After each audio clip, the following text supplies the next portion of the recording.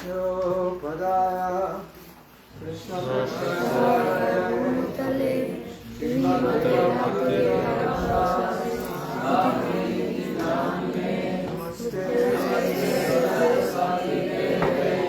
Gauravani Pracharine Nirvishesha Shunyavadi Paschata Deshatarine. Long before Prabhupada came to America, because he received the order of his spiritual master to come here, not here, I'm not in America, to come to the West. Sometimes I forget where I am. But he had received the order when he was young, and throughout his life he was thinking how to do it. And after he had taken sannyas in 1959, he said to one of the devotees, he said, if I have to feed them meat and alcohol to get them to come to a program where that we can introduce chanting, then I will do that.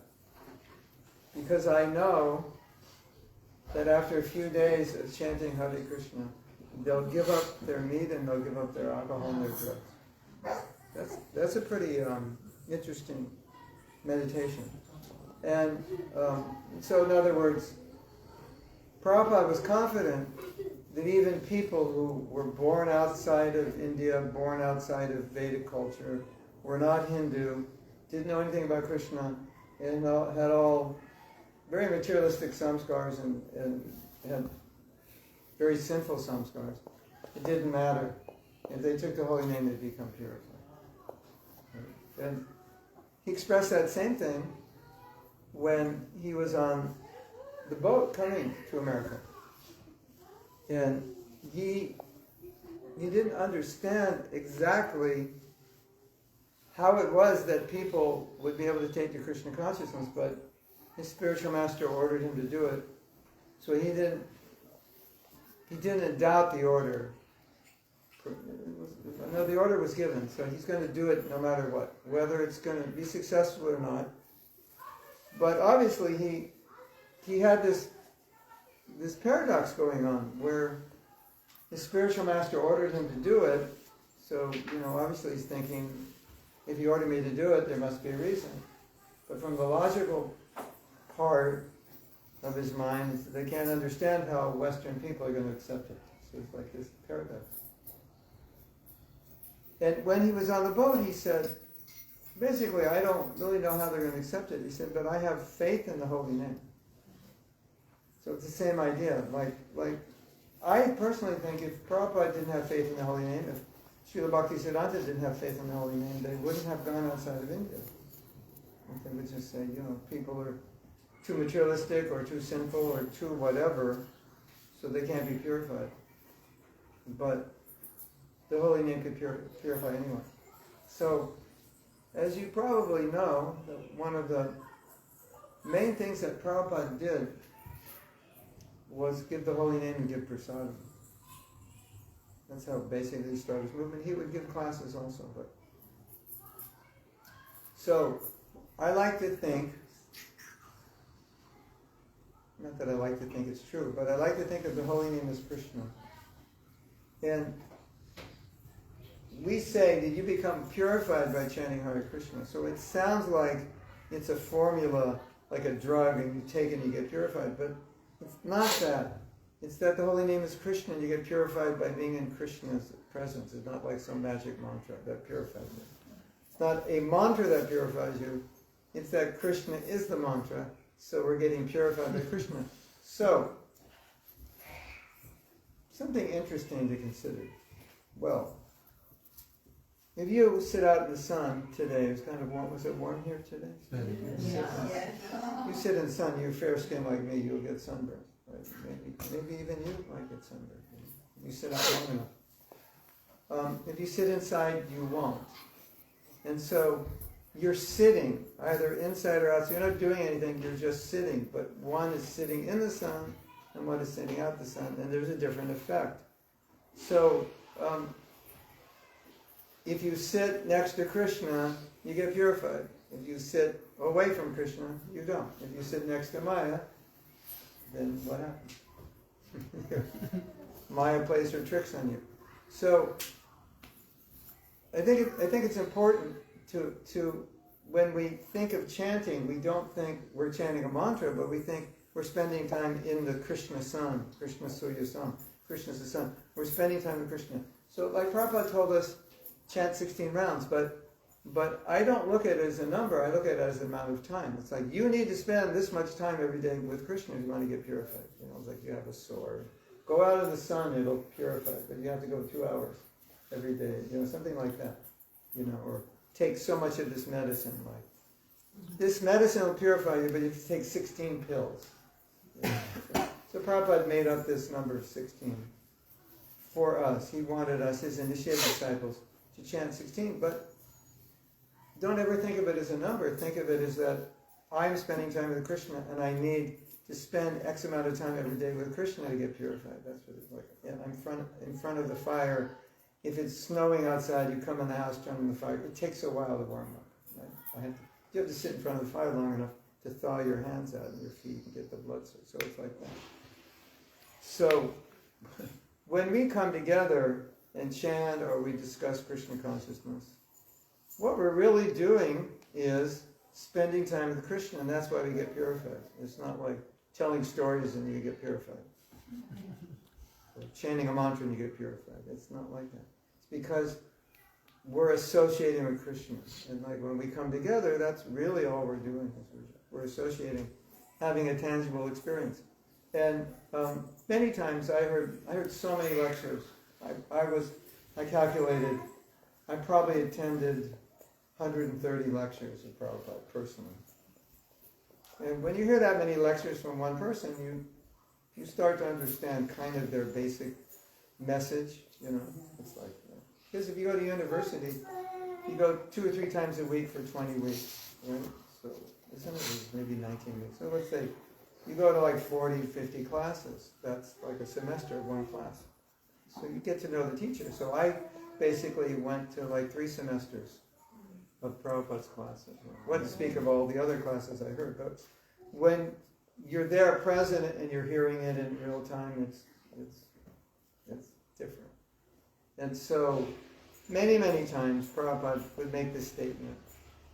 You don't have to do anything. You just have to sit and listen. Just sit there and listen and you'll be purified. Because the sound is Krishna. The Bhagavatam is Krishna. So sit in the Bhagavatam class and just listen. Shrutikatani, to quote this verse, Shrutikatan Tanavan Manobir, whatever position you're in life you're in, just sit and listen. And Prabhupada said, you have 2 years. You just sit there and listen. And then sometimes he would say, just by sitting there and listening, you're transported to mode of goodness or transcendental. And then he would say, this is transcendental, this pious activity. You don't do anything, you're just listening. You're in front of the fire. That's what's happening. You're in front of it. So, many of us, when we get to go to the holy Dham, Vrindavan, Mayapur, Puri, other holy Dhams, and spend time there, we feel very Krishna conscious. Yes? Yes. If you haven't gone to the Dham, you should go immediately. Well, it's a little too hot there. The first chance you get, you should go. Spend time in the Dham. Because in the Dham, you're not working, you're on vacation. And so basically, all the time in the Dham, you are hearing about Krishna, you're chanting about Krishna, you're going to places where Krishna had his pastimes, and the whole place is holy, so it's just Krishna everywhere. And so when you're in the Dham, you feel very Krishna conscious, right? And all you have to do is get your body there. You don't have to be like a great devotee or anything. You just get your body there, and as soon as you like drive into Vrindavan, it feels different here. I feel different, you know. I feel like, you know, I just want to give everything to Krishna. I feel like I just want to chant, you know, all day. That's how you feel. But you're the same person. It's just in a different environment, because now it's Krishna in front of you, behind you, on the side, underneath, everywhere. the fire is not in front of you, fire is all around you. Right? So, we're all the same, we're all spirit souls, no one has any advantage, we're all Satchidananda. But those of us who spend more time in the fire will get more purified. Those who spend less time in the fire will have more trouble. But we're the same person, the same. You may think you're messed up and weak and whatever, but you, the same person, you spend more time in the holy name, it just purifies you. It's not like you're special. You're not like you're Hercules, you did any great thing, you just were in front of the fire, or, you were in the sun, that's all. It's that simple. And so, it's proof when we're in the Dham. You come out of the Dham, you think you're like invincible, like Maya's never going to touch you again. Because you've been around Krishna so much, you're completely pure. There's no ignorance, there's nothing.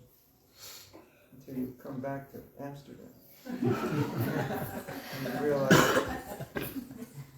Amsterdam's not a pure place. It's not famous for being a tirtha. Well, it's a tirtha for marijuana or something. Amsterdam. Yeah. It's the Dham of Amsterdam. It's like marijuana Dham, which is Ganja Dham. Change the name. Ganja Dham. But that, like I say, like I joke with devotees. They say, I don't know if Krishna consciousness works. I go, well, stop doing it and you'll see it works. Because you feel different.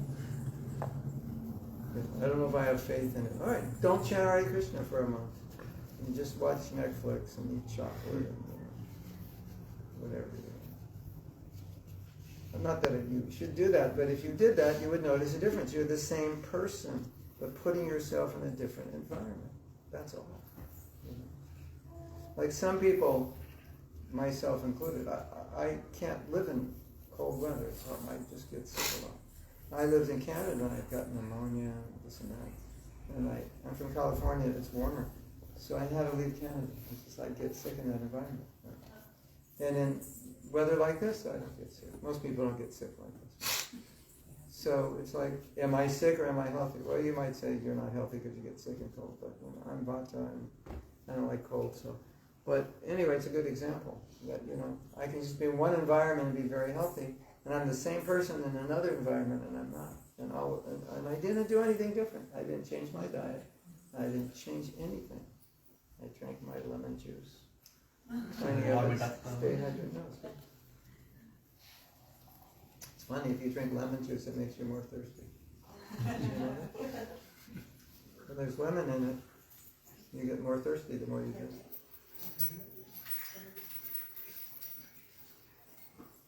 So, I wanted to make the point that in our spiritual life, it's not like it's a secret, and if someone is very, very advanced or very spiritually powerful or very spiritually strong, they're just spending more time in the sun, that's all. And if someone isn't, they're spending less time in the sun. That's as simple as that. So, and it's not 4 rounds, 8 rounds, 16. It's the time you're spending with Krishna. That's what's happening. So Prabhupada said you should chant 16 if you want to be initiated, and you'll go back to Godhead. So you need to spend 2 hours a day with Krishna at least, with the holy name. That's the way to look at it, right? Otherwise, it can become very ritualistic. Do this and this and this, and you'll get purified. But what's actually happening?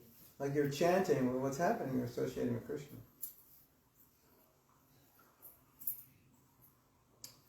Hare Krishna. That is my message for tonight. If you want to add something to that message or ask a question, you're welcome to.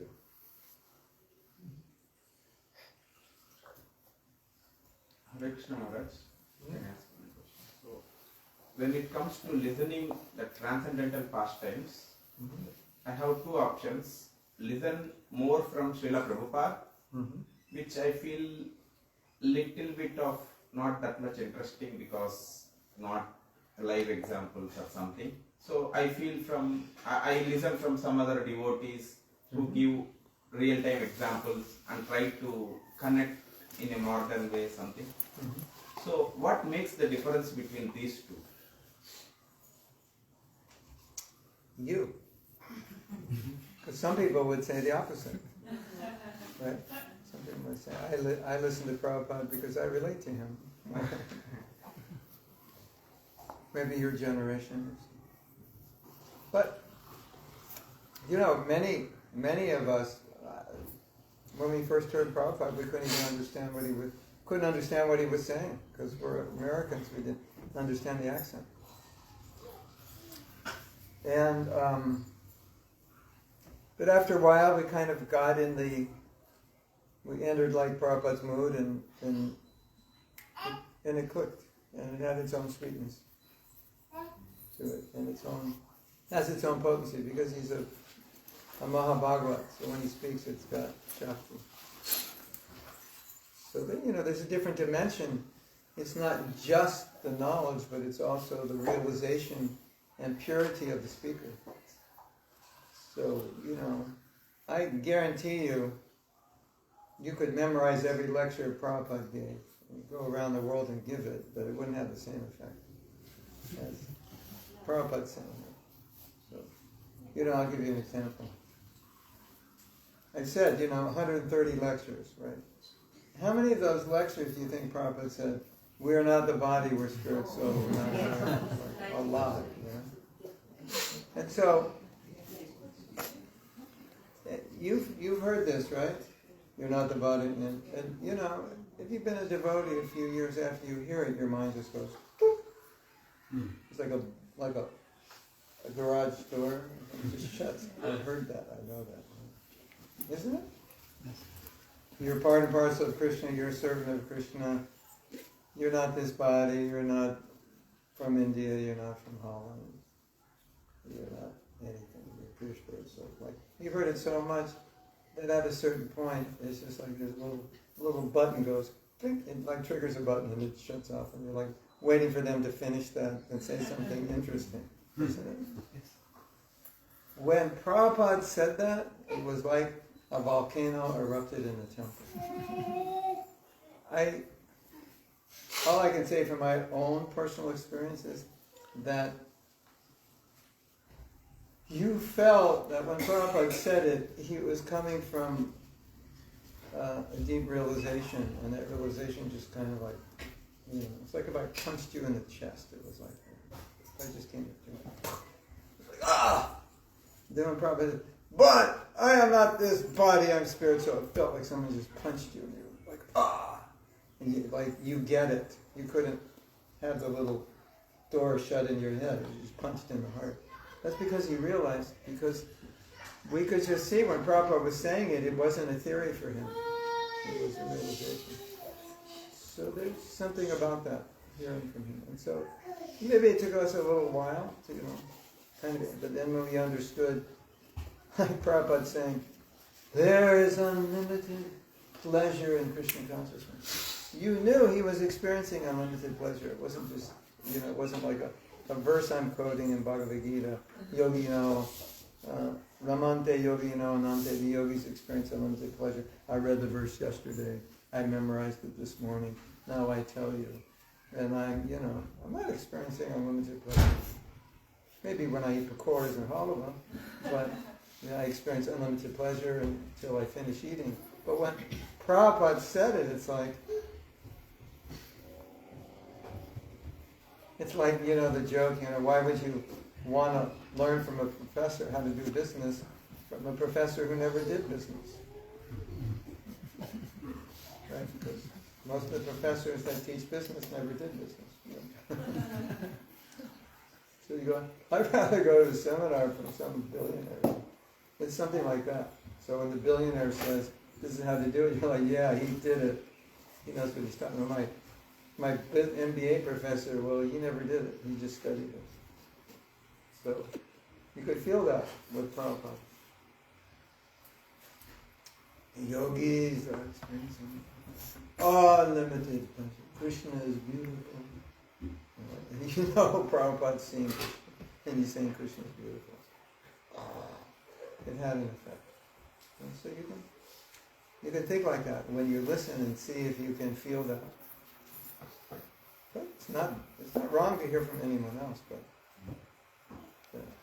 it's nice because everyone else is representing Prabhupada, so it's nice to hear what they're hearing to represent, straight. And we all have a relation with Prabhupada. How about this? Here's a thought for all of you who never met Prabhupada.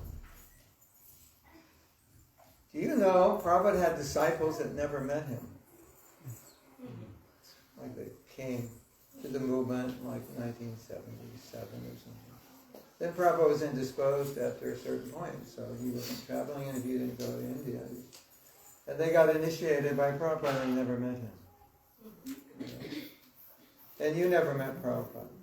You think that little initiation, letter, this is your name, makes a difference between you and that devotee? No difference. Because those who are hearing and serving, those are the Prabhupada disciples. Not the ones who got the letter said your name is such and such. The ones who are following Prabhupada's order, they're his disciples. You have Diksha disciple and you have Siksha. They're Siksha disciples of Prabhupada. So you can make a deep connection with Prabhupada even though you never met him. Because you're meeting him through hearing him, and you're meeting him through serving his mission. There are many, many devotees who never met Prabhupada who had dreams, and Prabhupada's in their dreams. I had disciples who tell me dreams they had, and I'm like, after I read it, the Prabhupada was this, and he said that, and I'm like, you must have been his disciple in your last life. How could you have a dream like that? So you must have met him or some connection. Maybe you were his friend in India. Who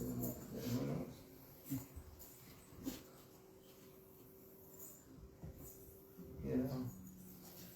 I was born in 1950 and Mahatma Gandhi died in 1948. So if you were somewhere around dying, you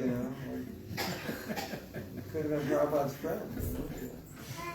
And then you died, 48, 49, 50, 51. And then when you turn like 20, it's guns already going on.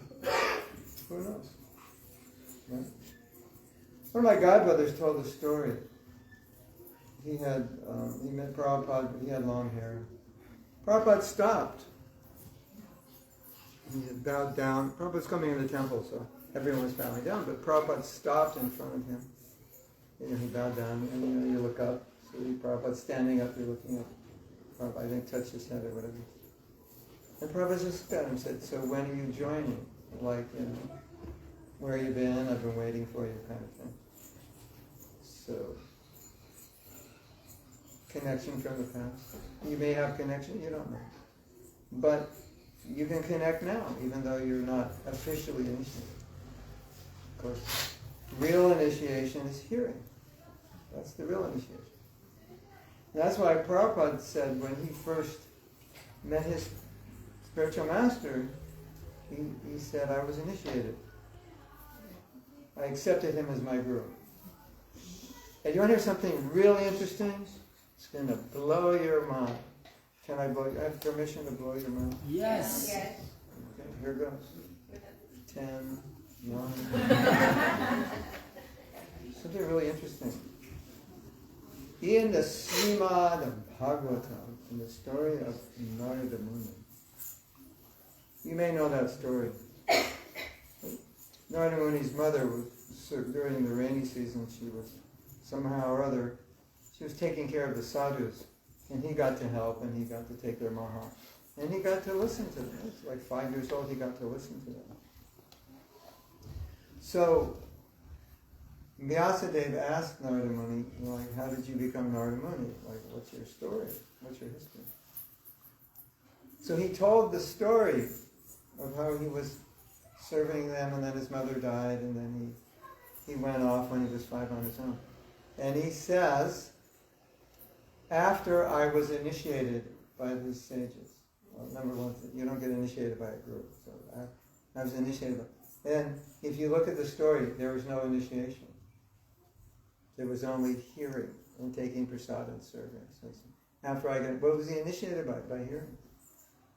So you're hearing Prabhupada, you're like, we're all initiated by him. That's the real initiation. I mean, you get an official initiation, that's there. But Prabhupada said, the real initiation is when you accept the order of the Guru and you accept to follow those instructions. That's the real initiation. That's when you're initiated. So, Yan is going to get initiated, but she's already initiated long ago. Now it's just formalizing. So formally she takes vows. So try to connect to Prabhupada, and then you'll connect more to other speakers. And if you ever want to choose a spiritual master and you're connected to Prabhupada, you'll want to choose a guru who helps you connect to Prabhupada. It should be both. Right? Your guru connects you to Krishna, he also connects you to Prabhupada. Prabhupada's like the safe inside our it's like our North Star, or North Pole. What do you call it? North Star. When Prabhupada was here, sometimes we're confused. You read something in Shastra, does it mean this? Does it mean that? You go on YouTube, one devotee says it means this, one devotee says it means that, one devotee says it means both, one devotee says it doesn't mean either one of those. And the other devotee says, I have no idea what it means, nobody knows what it means, they're all wrong. And that's going to be there. So, but Prabhupada's our North Star. Well, what did Prabhupada say it means? What exactly what he said. So that's our safety. So Prabhupada was very, he understood us and he was careful to give us Krishna consciousness in a way that it was digestible and correct, practicable for us.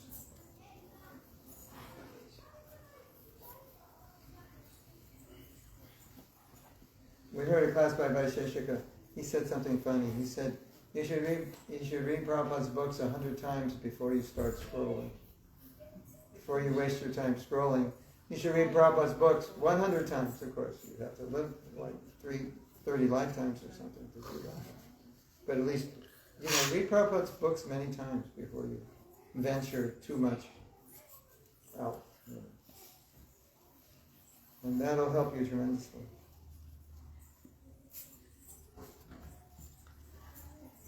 If you read enough and you hear enough, then you'll start to understand Prabhupada's message and why it's important.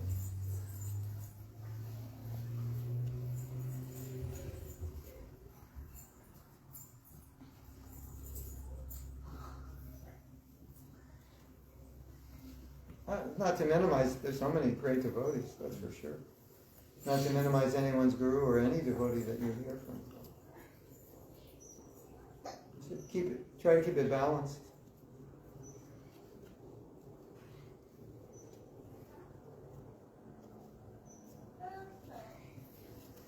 Yes, sir. So you were just mentioning about the environment that is not good for you. Like your example, like Canada was not good. So is that always good to leave or escape or just stay and go? Well, through? that's a really good question. She's saying, well, should you get out of environment if it's bad for you? Well, sometimes you think the environment's bad for you, but you're just bad in the environment. And you could be good in the environment, but it's easy to say the environment's bad. At the same time, sometimes the environment is bad. So, you have to know. It's like, my generation, we all joined young, we weren't married, and so when I joined, it was like 95% or 90% brahmacharis and brahmacharis. And so we were fully engaged, living in the temple, full morning program, Harinam all day, class in the evening, sometimes again Harinam in the evening. And then we'd get married, and then, when you're married, you have to support yourself, and so if you're doing Harinam like everyone else, then how are you going to live? You have to get a job, figure out how to make money. So you're no longer engaged all day. And Prabhupada would get all these letters and saying, Prabhupada, I can't be Krishna conscious in Grihastha life. This is all Maya, wife, kid, home, you know. Of course, Prabhupada never bought into that, but it could seem like that from a certain perspective. Right? Because when I was brahmachari, it was simple. Right? Just did the morning program, to clean the temple, and we went out all day and distributed books, did Harinam. So yeah. So there are definitely tamasic situations we want to avoid, and there are definitely realities we can't avoid that we need to adapt to. If you have good sadhana every day, pretty much you can adapt to anything. If you're solid and strong, but at the same time, you know, like Prabhupada wanted us to go to India every year. When, I don't know if you know this, but right before Mayapur, Prabhupada would sometimes say, I hope to see you all in Mayapur. That was like, he wanted everybody to come. And he would say, you're spending the whole year, you're preaching in these Western countries, materialistic countries, you get worn down. Even though you're preaching, you get worn down. You come to Mayapur rejuvenated. So that's also there. You know, we need, it's like the exact example I'm giving. We need to sit in the sun a certain amount of time every day and maybe do a vacation sunbathing once a year. You know. So, you can't say an environment's bad for you if you don't have good sadhana. How would you know? Because if you have good sadhana, then you have strength to adapt. If you have bad sadhana, it may be that the environment's bad for you because you're weak, because you don't have good sadhana. So yeah, that environment is knocking you down. So Grihastha life is Maya, so bad. And Prabhupada got many, many letters from young men who wanted to take sannyas, because Grihastha life was like a headache. It's like, you know, they went from brahmachari, footloose, fancy-free, as we say, no responsibility, just spread Krishna consciousness, to Grihastha life, and they didn't know how to adapt. When they write Prabhupada, can I take sannyas? And Prabhupada would say, this is a symptom of a neophyte that they think that the circumstance of the situation is the problem. There's a letter like that. It's a beautiful letter. It said, this is the sign of a neophyte. They think the situation is the problem.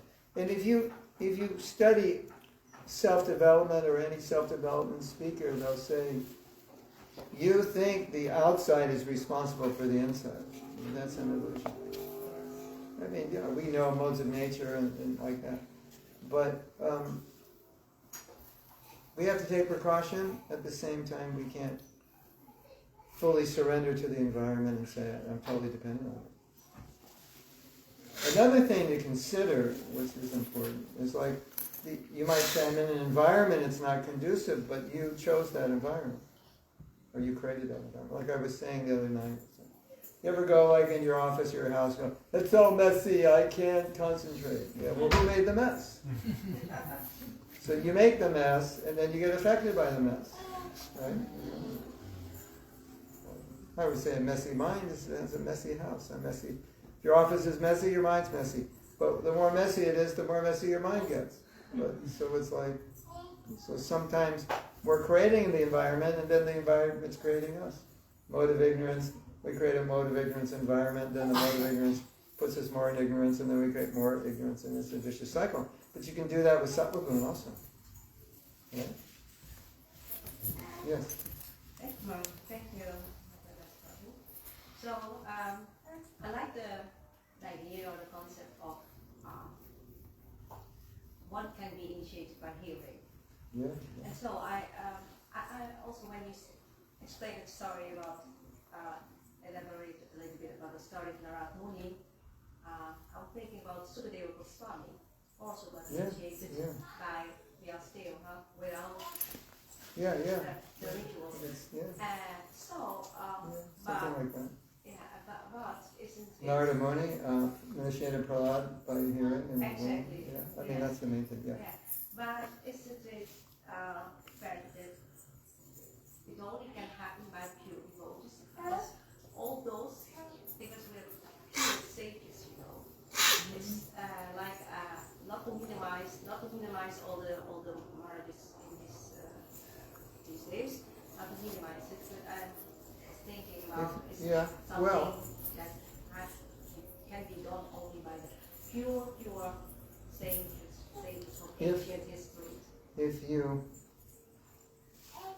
may not be rich, but I give you a gold, 5 kgs of gold, and I say, deliver it to such and such. So you're delivering gold worth, whatever, $50 million. So if you can take care of the gold, and not take a little piece of it, and don't lose it, and just deliver it as you got it, then you may not be rich, but you definitely delivered wealth. So I'll tell you a story. It's really interesting. So Prabhupada's doing an initiation. There's lots and lots of people. He can't chant. He doesn't have time to chant in everyone's beads. So he asked the sannyasi to help him chant in the beads. So the thing is, Prabhupada's asking his disciples to chant on the beads of his godbrothers and godsisters. It's like, let's say, one of our gurus said, Mahatma Prabhu, can you help me chant? But I'm not chanting on the beads of my godbrothers and sisters. I'm chanting on the beads of his prospective disciples. It's a little different. So this devotee's said to Prabhupada, I don't feel pure enough to do this. You should be doing this. I'm not pure enough to do this. Prabhupada said something extremely important, and it will answer your question. He said, my order to you is pure, and if you execute my order, then your chanting will be pure. Because he said, my chanting is not pure. He said, my order is pure, you do what I say. So, the proof of this is how the movement started. Because, this is crazy when I think about this. I was put in charge of a temple after I was a devotee for 8 months. So, how much do you know? And I had just turned 20. So both materially and spiritually, how mature was I? But I had an advantage. This is very interesting. I didn't know enough to not do exactly what Prabhupada told me. I wasn't smart enough to disobey. When you learn more, then you become over-intelligent. You can, I don't think Prabhupada really meant this, really we should do it like this, Sometimes we make that mistake, which Prabhupada called over-intelligent. So I'm so young, I don't know that much, I just know Prabhupada said, do this, do this, do this, do this, and I can't think of doing anything other than this, exactly the way he said it. And, I went to Vancouver, and there were 3 devotees there, and a year and a half later there were 23. It was who am I? So, but that was true everywhere in our movement. Prabhupada sending people out 1 year, year and a half, and here's the program, you just do this, it's pure, and people will become purified. And so we were watching people become purified, and we never thought they're becoming purified because of us. We always thought they're becoming purified because we're putting them in touch with Prabhupada, and we're putting them in touch with the pure process. So the whole thing really is executing the pure process with a pure motive, and then it's pure, and then when people hear from you, when people hear from you, they're going to get affected. We see that, You don't want to hear something really funny. And I think this takes place everywhere in the world. You have people that are really enthusiastic preachers that never joined. They never actually became 16 round for regular principal people, and they made all kinds of devotees. Have you seen that before? They're attached to marijuana, or they got a new girlfriend every month or something. But they love Prabhupada, and they're or some of them, they're just they get a girlfriend, make her devotee. She joins the temple, get a new girlfriend, make her devotee. Bhakti program. All you guys, if you're attractive, you can consider starting a Bhakti program. And so they were delivering Prabhupada's message, even though maybe they weren't perfectly doing it, but they wanted to see people come first, so they deliver that gold as it is, like the postman example. So otherwise we couldn't. How could we have spread Krishna consciousness? Just the word initiation. Yeah. But the real initiation. Here's another thing. Prabhupada said if you chant 16 rounds, you follow 4 principles, you go back to God. Of course, to be able to do that, you have to learn the philosophy. You have to associate with devotees, hear the Bhagavad. You have to do all these other things so you can chant purely, right? So what was my point? What was the point I was making right before that?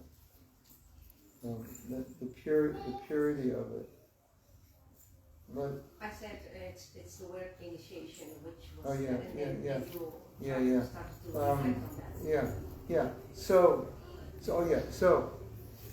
he said to do these things, and when you get the holy name, you get it from a guru, and the job of the guru is to teach you how to chant the holy name without offense. That's why in the first initiation we do the 10 offenses. So in the Gaudiya Math, that was not a diksha. That was just called like Harinam Dan. You get the holy name, and so it wasn't like an initiation. But that guru is giving you the holy name. The guru gave you the name, but his job is to teach you how to chant the holy name. So it's not the ceremony. It's not even getting the holy name per se. It's learning from him how to chant properly. The ceremony does not take you back to Godhead. It's all of Prabhupada's books and all the instructions of the gurus that takes you back to Godhead. So now, something really interesting to consider. If you go through Prabhupada's books and you read all the verses about accepting your guru, so many verses, 434 and so many other scriptures, then the absolute necessity of accepting your guru, you will never see it says Diksha Guru. It just says Guru, right? Tasmad Guru Prapadeta. It's not Tasmad Diksha Guru Prapadeta. Tadvedi Pranipatena Paripashnina. You know, go to the self-realized soul. It doesn't say Diksha Guru, it says Guru. So all those references to Guru, like it's Diksha, it's Siksha, but the real important thing is that you become liberated by Siksha, not by Diksha. You know? And so in our movement, your Diksha Guru is your Siksha Guru. He's the one who's instructing you. But it's those instructions that liberate you. So if you have a Siksha Guru who's not your Diksha Guru, why is he your Siksha Guru? Because you're getting instruction and you feel like he's representing Krishna to me. Yeah. And that Siksha Guru sometimes becomes more important than the Diksha Guru. Although we may feel like guilty. Oh, you know, I like hearing from him more than my Diksha Guru. But your Diksha Guru doesn't have a problem with that because he knows that whatever can get you back to God, all the better. Yes? Yes, Hare Krishna Maharaj, can I ask a question? First one is free. Second one is 10. I brought my sister, she's sitting there in the white dress. Okay. And she wants to chant the Maha Mantra. Okay. Which teacher, who can teach her, who can help her to chant? You. Yes. I did it in South America, and I can help her a little bit. But Nirambara Prabhu did that, but he didn't start with this. So last year I think he might do it, and now he didn't do it yet. So the one who can help her the most is the one who chants the best japa. That's the person. If you find a devotee here who chants really good japa every day, she or he can help her. I can help her and do the preparation, but I think Nirambara Prabhu could help her. We can all help her. It's a group of people. Here's the thing. When you want to give someone the Maha Mantra, you want to explain what it means, what you're doing when you're chanting. Like, what is the heart of the mantra? What is the consciousness you are meant to be in when you chant the mantra? That's what we want to share with people. Because normally we just share, this is what we do. Let's see, okay. Would you like to chant Hare Krishna? We go, here's the mantra, can you read it? And you go, Hare Krishna. Okay. So this is how you do it. You have 108 beads. Don't start with this. You start with we know, you've got here you are. And just try to hear it. And that's basically all we say, right? And then immediately after they chant 3 beads, their mind kicks into universal tourism. And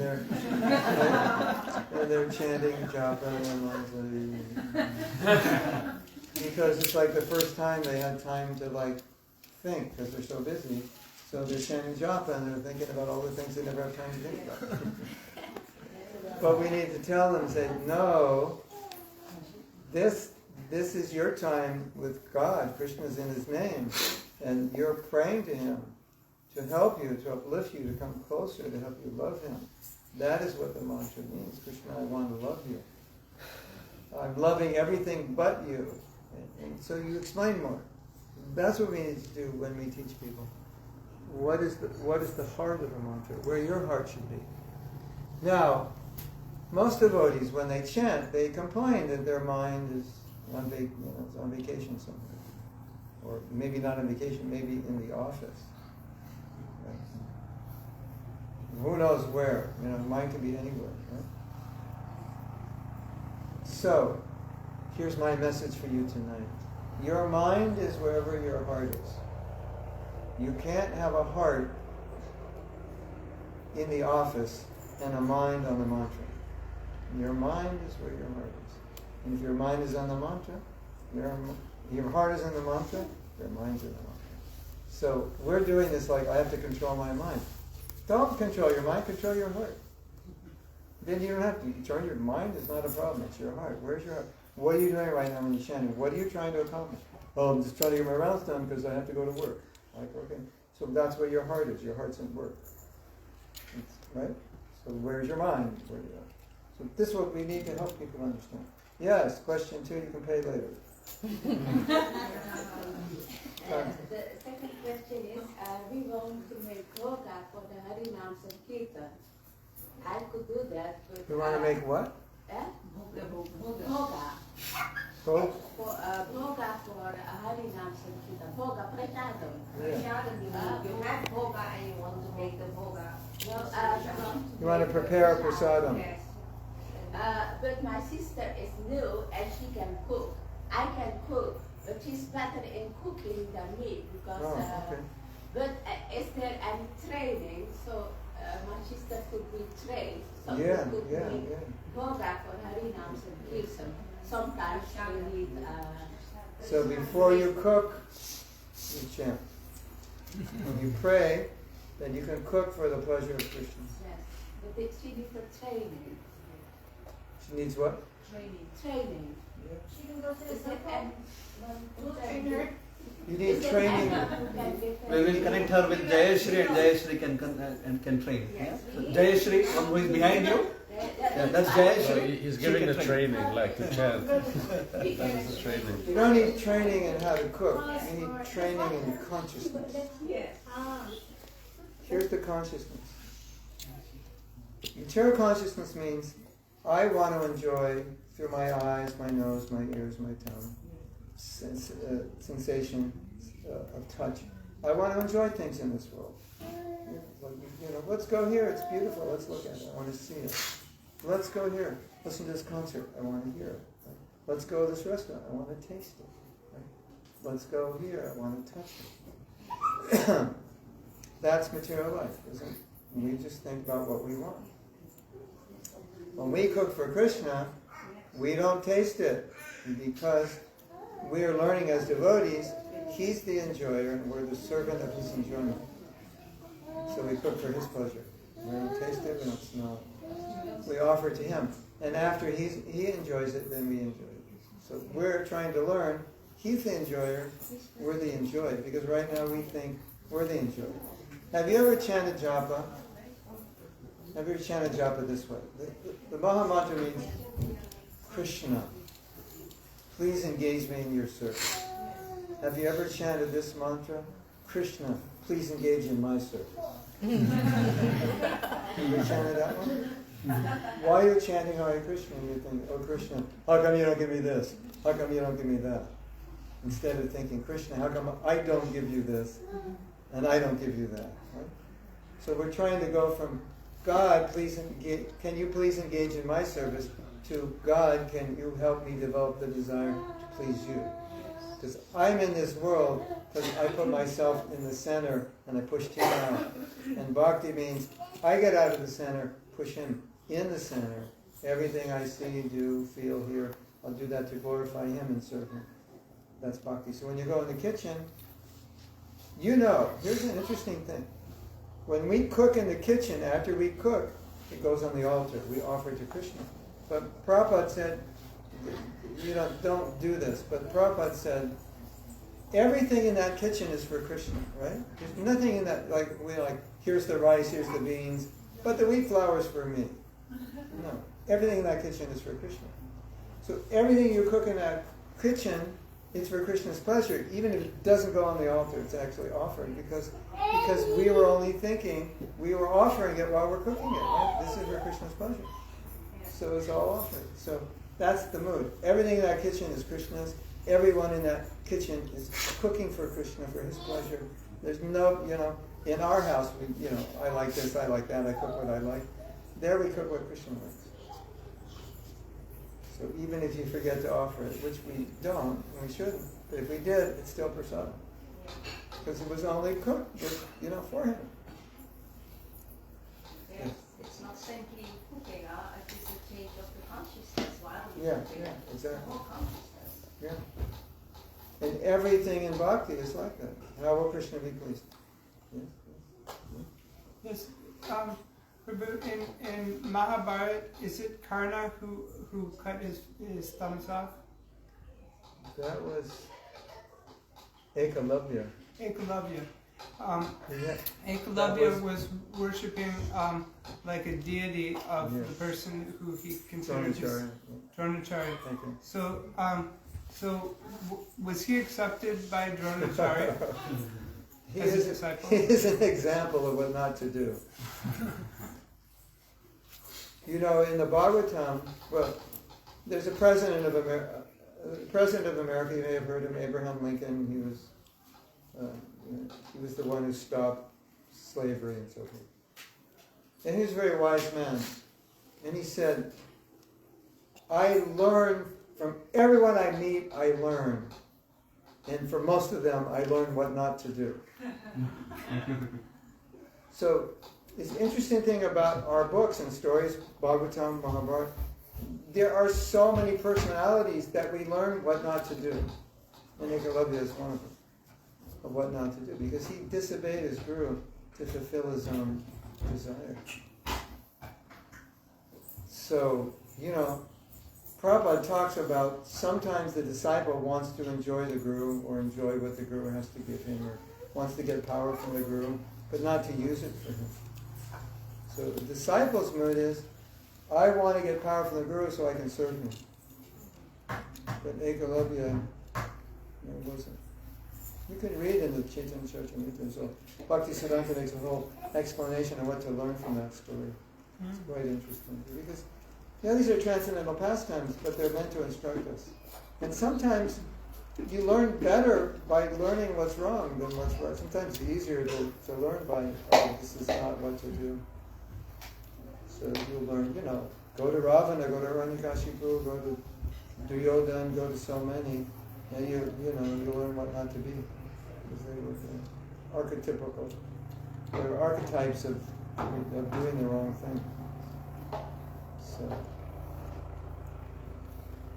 look at Prabhupada. Prabhupada was he had like a microscope to Bhaktisiddhanta's heart. He was always examining, what does he want? What's in his heart? How can I fulfill this? And Prabhupada was that. I noted he wanted this. I noted he wanted that. That's a disciple. Ekalavya wasn't doing that. He was like, this is what I want. So he got in trouble. Yeah. Okay, we have to stop now. Yes, Maharaj. It's getting late. Yeah. It's hard to know it's late. Yes. Tomorrow daytime, what's the program?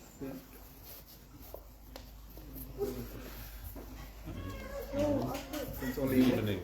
daytime. There's no program. Disciples 8 meet o'clock. is on 8 o'clock in the Friday. morning. There's Bhagavatam. Bhagavatam. disciples meet is on Friday. Hare Krishna. I think I